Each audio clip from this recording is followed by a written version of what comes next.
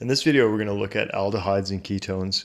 In aldehydes and ketones, the functional group is the carbonyl functional group. So I'll write right here, carbonyl. The carbonyl functional group is the C double bond O functional group.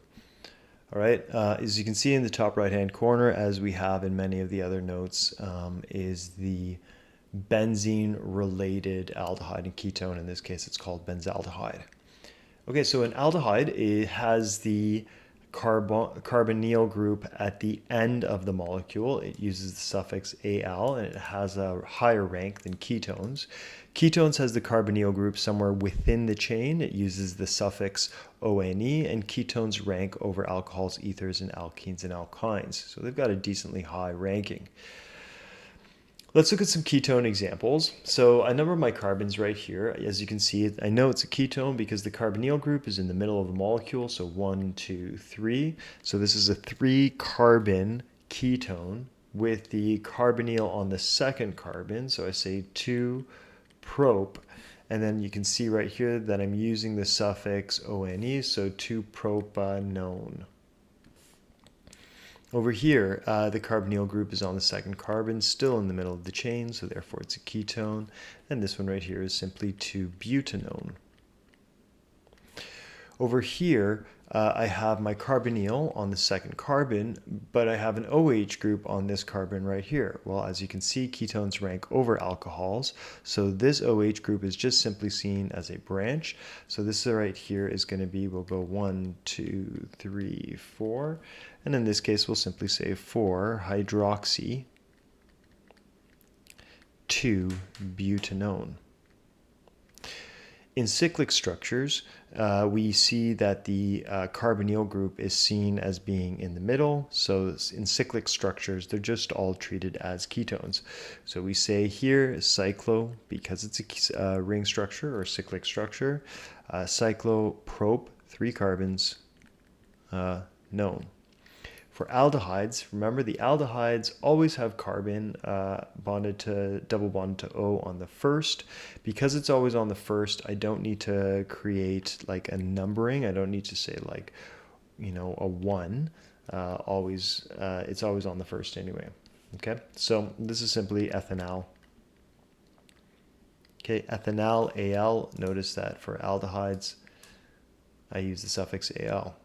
Okay, in this case right here, 1, 2, 3, 4, 3-bromo butanal. In this case right here, 1, 2, 3, 4, 3-hydroxy butanal. I guess the point of these is to show that the aldehyde ranks over both halides and alcohols. So these are really just treated as branches. Okay. Even over here too, we go 1, 2, 3. Okay, and then I've got a methoxy group. So I'll say 3-methoxy. And my parent is propanal. So we have no hydrogen bonding in these structures.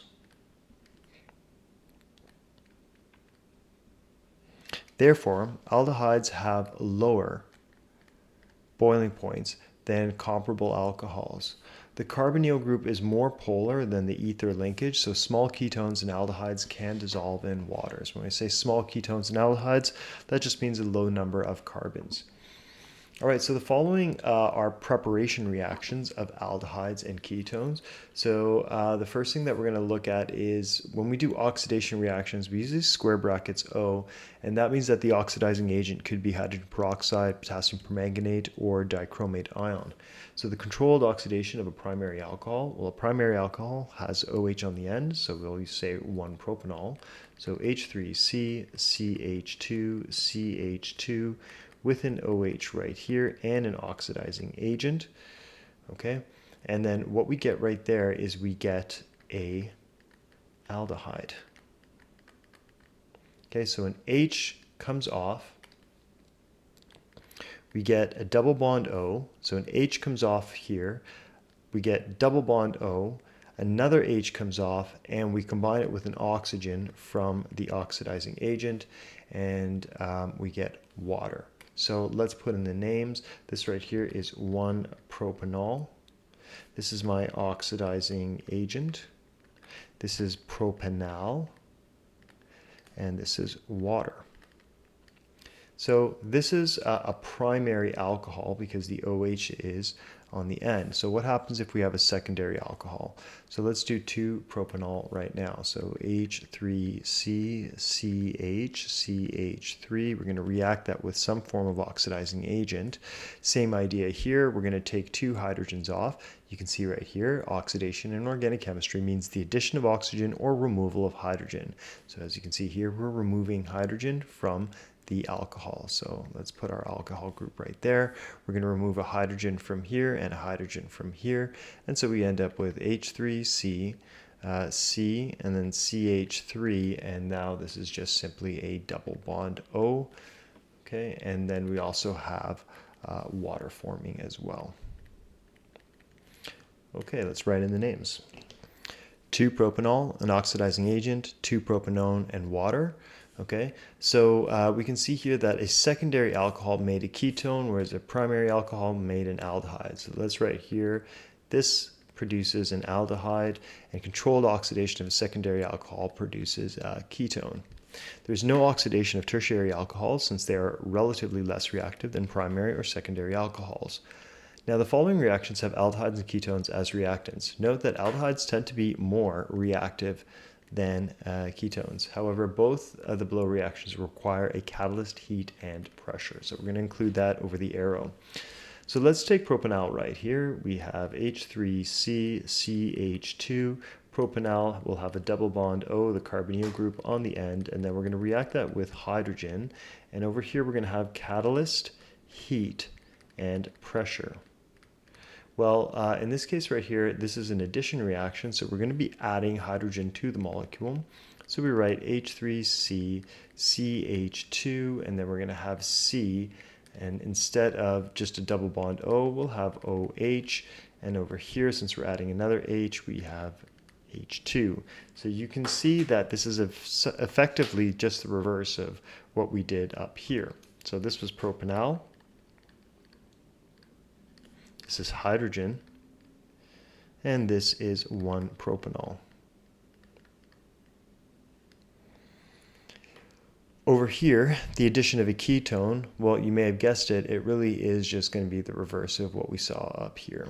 So I'm going to take 2-propanone, so H3C, C double bond O, CH3.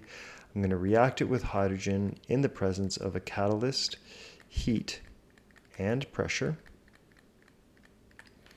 Okay, and so I'm going to add hydrogen onto this molecule, H3C, C, CH3.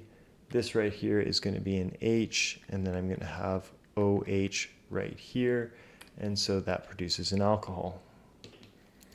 2-propanone, the ketone, plus hydrogen results in the secondary alcohol, 2-propanol.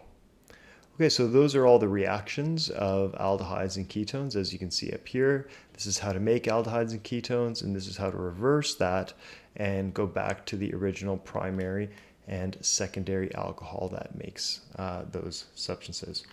Okay, thanks for watching.